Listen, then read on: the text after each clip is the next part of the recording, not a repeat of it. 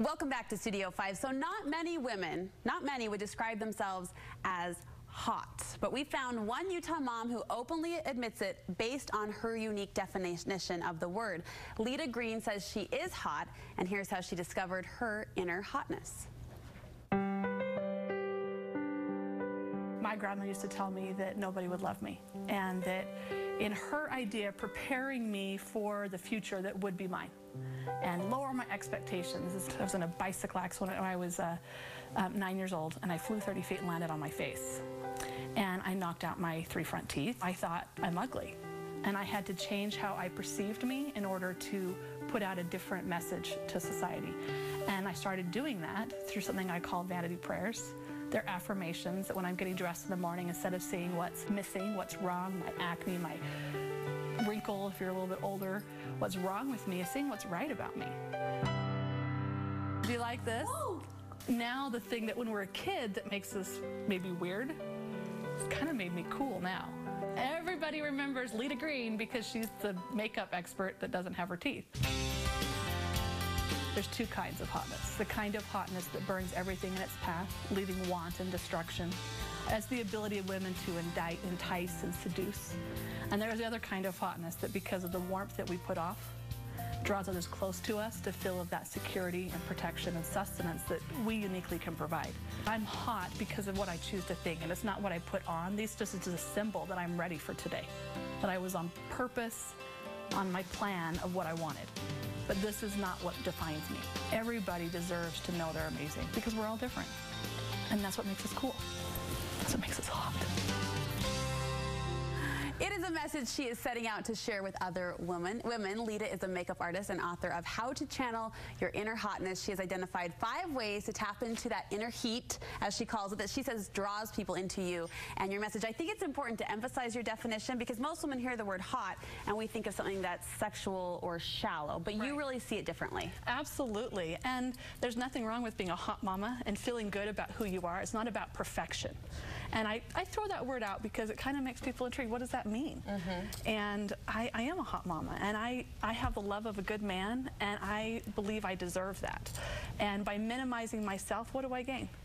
By saying I have to be small and not be kind to myself, I can't give the love because you only give what you have.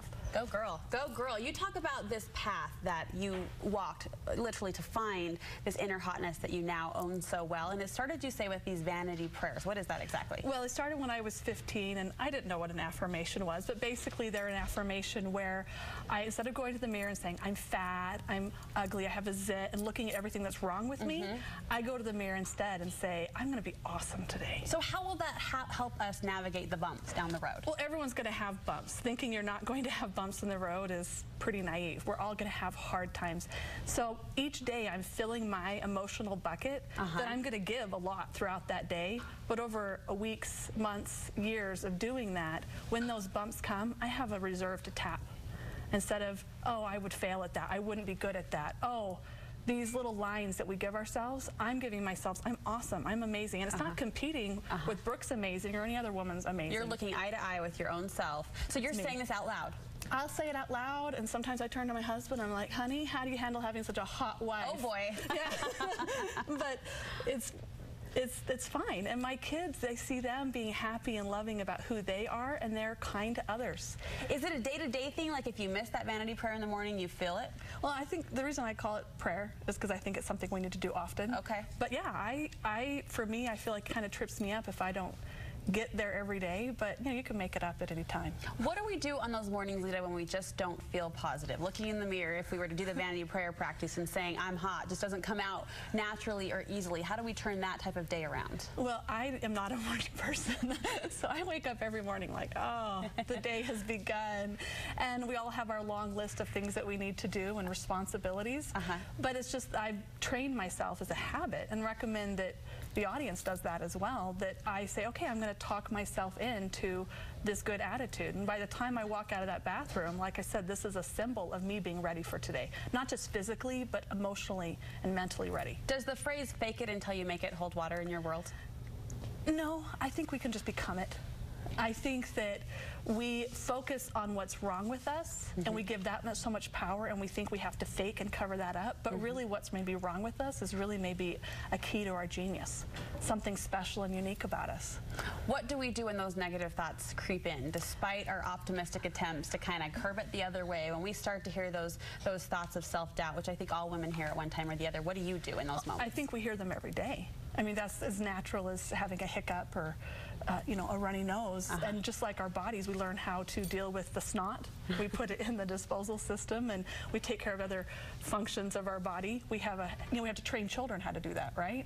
Well, we have to train ourselves how to deal with the hiccups and the unintended snot that may come out with the disposal system. So I have what I call a thought filter. When that thought pops up, I say, okay, are you thought here to honor me? Are you here to let me be amazing?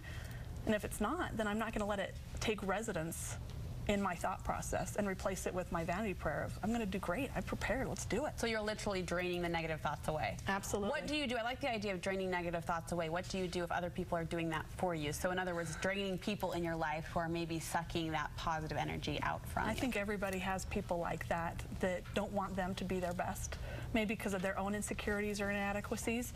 But just like we have to put negative down the drain of our physical, we also have to just put the mental and let those draining things go away from us and remove those negative conversations, those negative people, and just say, I love you, but this is not helping me honor my purpose. And realize what it is they're maybe jealous or competing, or they're just own sadness that they have for themselves. Well, it doesn't have to define us. It's a very intriguing spin on the idea of inner confidence, so thank you so much for sharing. Thank you for having me. Congratulations on the book. Thank you. How to Embrace Your Inner Confidence. If you want more information on the book, you can go to letagreene.com. And we'll be back.